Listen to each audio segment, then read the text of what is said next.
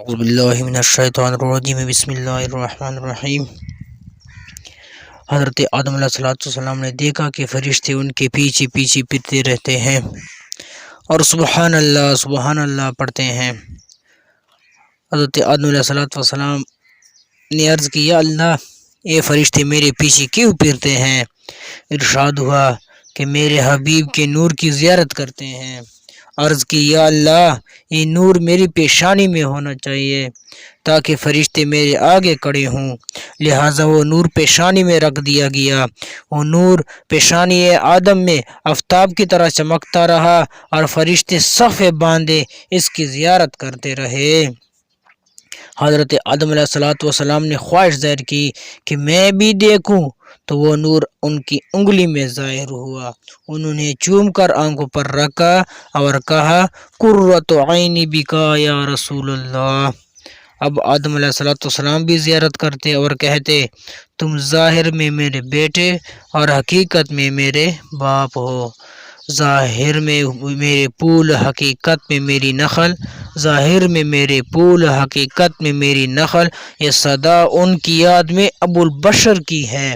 پھر وہ نور حضرت شیس علیہ السلام کی طرف منتقل ہوا۔ آپ آدم علیہ السلام کے تمام اولاد سے زیادہ حسین و جمیل تھے۔ جب حد بلوغ کو پہنچے تو ان سے اس نور کی حفاظت کا عہد لیا گیا کہ اس مقدس نور کو نہایت پاکیزہ طریقے سے ارحام طاہرات و اسلاب طیبات تک پہنچائیں۔ چنانچہ یہ عہد نامہ کرن بکرن ایک دوسرے تک وصول ہوتا رہا۔ اب وہ نور پاک جناب انوش فینان مہلائیل یارو سے ہوتا ہوا حضرت ادریس علیہ السلام کے پاس پہنچا۔ آپ 365 سال کی عمر میں زندہ آسمان پر اٹھا لیے گئے۔ پھر وہ نور متشلخ لامک سے منتقل ہو کر حضرت نوح علیہ السلام کے پاس آیا۔ اسی نور کے صدقے کشتی جودی پہاڑ پر ٹھہری۔ اگر نام محمد رنا یا ورد شفیع آدم، اگر نام محمد را نیا ورد شفیع آدم، نہ آدم یافت توبہ، نہ نوح از غرق کی نجینا۔ جناب متشلخ کے پاس 969 سال، لامک کے پاس 770 سال، حضرت نوح علیہ السلام کے پاس 1000 سال۔ اس کے بعد جناب سام ارفخشد، حضرت ہود علیہ السلام، جناب شالخ، فالج، اشرو، اروناہور سے ہوتا ہوا جناب تارخ کے پاس تشریف لایا۔ تارخ حضرت ابراہیم علیہ السلام کے والد تھے، نہایت عابد و زاہد نیک فعال تھے۔ کئی مہینے پہاڑوں میں تنہا عبادت کرتے تھے، بھوکوں کو کھانا کھلاتے تھے۔ آپ حضرت ابراہیم علیہ السلام کی ولادت سے پہلے ہی فوت ہو گئے تھے۔ آپ کی وفات کے بعد آپ کے دادا نے کفالت اپنی ذمہ لی۔ جب دادا بھی فوت ہو گئے تو آزر، جو حضرت ابراہیم علیہ السلام کا چاچا تھا، کی پرورش میں آ گئے۔ یہ بت تراش تھا۔ آزر آپ کا باپ نہیں بلکہ چچا تھا جس نے پرورش کی۔ جب آپ جوان ہوئے تو اپنے چچا کو کہا، لا تعبد الشیطان، شیطان کی پیروی نہ کرو۔ آیت کی ابتدا یوں ہوتی ہے، اذ قال لابیہ آزر، جب آپ نے اب کو آزر کو کہا۔ یہ لفظ اب سے بعض احباب کو سخت غلط فہمی ہوئی ہے، انہوں نے اب کا ترجمہ والد کیا ہے، حالانکہ اب کیا ہے، عام ہے، باپ، چچا، دادا سب کے لیے بولا جاتا ہے۔ حضرت یعقوب علیہ السلام نے اپنی اولاد کو فرمایا کہ میرے بعد کس کی عبادت کرو گے؟ تو سب نے باتفاق جواب دیا، نعبد الہک و الہ آبائک ابراہیم و اسماعیل و اسحاق الہا واحدا ونحن لہ مسلمون۔ ہم عبادت کریں گے آپ کے خدا اور آپ کے اب ابراہیم، اسماعیل اور اسحاق علیہ السلام کی، جو ایک معبود ہے اور ہم اس کے فرما بردار ہیں۔ اس آیت میں لفظ ابا اب کی جمع ہے۔ یہ لفظ اب اسحاق علیہ السلام پر بولا گیا ہے، وہ آپ کے باپ ہیں۔ اسماعیل علیہ السلام کو بھی اب کہا گیا ہے، حالانکہ وہ آپ کی چچا ہے۔ حضرت ابراہیم علیہ السلام کو بھی کہا گیا ہے، حالانکہ وہ کیا ہے؟ دادا ہے۔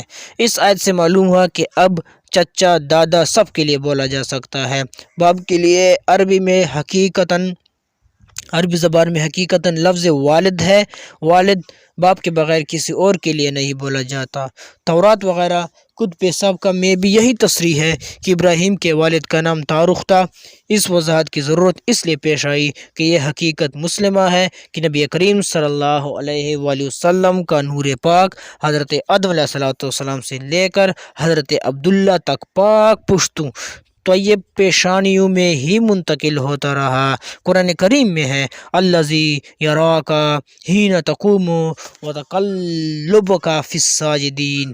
کیا کہا قرآن کریم میں؟ کیا ہے؟ الذی یراک حین تقوم وتقلبک فی الساجدین۔ اللہ تعالیٰ تجھے دیکھتا ہے جب تو کھڑا ہوتا ہے اور پھرنا تیرا سجدے کرنے والوں میں۔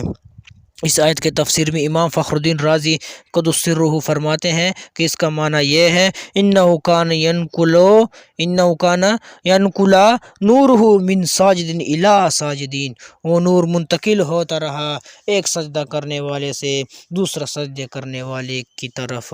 اس آیت پاک سے معلوم ہوا کہ حضور صلی اللہ علیہ وآلہ وسلم کا نور جس کے پاس رہا وہ اللہ تعالیٰ کو ہی سجدہ کرتے رہے۔ اب اگر آزر کو حضرت ابراہیم علیہ السلام کا باپ مانا جائے تو لازم آئے گا کہ نور مصطفیٰ صلی اللہ علیہ وآلہ وسلم آزر کے پاس رہا اور وہ بت پرست تھا، اللہ تعالیٰ کو سجدہ کرنے والا نہیں تھا۔ تو عند التحقیق ثابت ہوا کہ آزر باپ نہیں چچا تھا۔ یہ مختصر تشریح ہے، اس کی تفصیل کے لیے علامہ جلال الدین سیوطی رحمۃ اللہ تعالیٰ کی رسالہ کا مطالعہ ضرور ہے۔ اب وہ نور حضرت خلیل اللہ علیہ السلام کے پاس مدت الظہور فرماتا رہا، پھر حضرت اسماعیل علیہ السلام کے پاس پہنچا اور 173 برس تک آپ اس سے مستنیر ہوتے رہے۔